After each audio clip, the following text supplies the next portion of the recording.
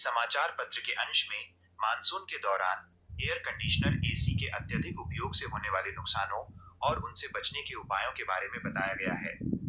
मुख्य बातें निम्नलिखित हैं। मानसून के मौसम में हवा में अत्यधिक उमस बढ़ जाती है, जिससे राहत पाने के लिए एसी का सहारा लिया जाता है, लेकिन इसके लंबे समय तक उपयोग से सेहत को कई नुकसान पहुंच सकते हैं। विशेषज्ञों के अनुसार मानसून के दौरान लगातार एसी की ठंडी और शुष्क हवा में बैठने से नाक व गले में जलन हो सकती है, जिससे सांस के संक्रमण और वायरल का खतरा काफी बढ़ जाता है। इस जोखिम को कम करने के लिए डॉक्टरों की सलाह है कि एसी का तापमान बहुत कम न रखें और इसे हमेशा 24 से 26 डिग्री सेल्सियस के बीच ही सेट करें। इसके साथ ही एसी के फिल्टर की नियमित सफाई न होने पर उसमें धूल, फंगस और बैक्टीरिया पनपने लगते हैं, जो एलर्जी, दमा, सांस फूलने और साइनस के मरीजों में नाक बंद होने की समस्या को बढ़ा देते हैं। अतः इससे बचाव के लिए फिल्टर की समय समय पर सफाई कराना बेहद जरूरी है।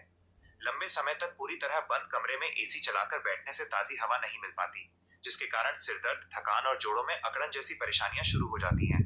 इस समस्या से बचने के लिए ये आवश्यक है कि पूरा दिन बंद कमरे में न बिताया जाए और थोड़ी थोड़ी देर के लिए खिड़कियां खोली जाएं, ताकि ताजी हवा की आवाजाही बनी रहे।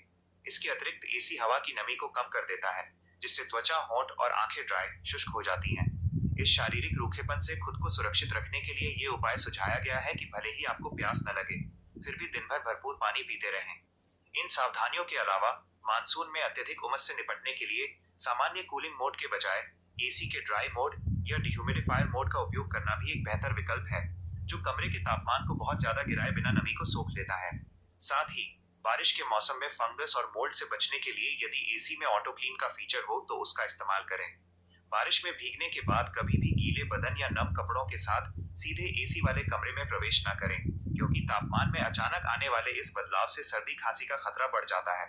अंत में बिजली कड़कने या भारी तूफान के दौरान शॉर्ट सर्किट से बचने के लिए एसी को बंद रखें और बाहर रखी आउटडोर यूनिट के पास पानी या कचरा जमा न होने दें, ताकि ड्रेन पाइप ब्लॉक न हो।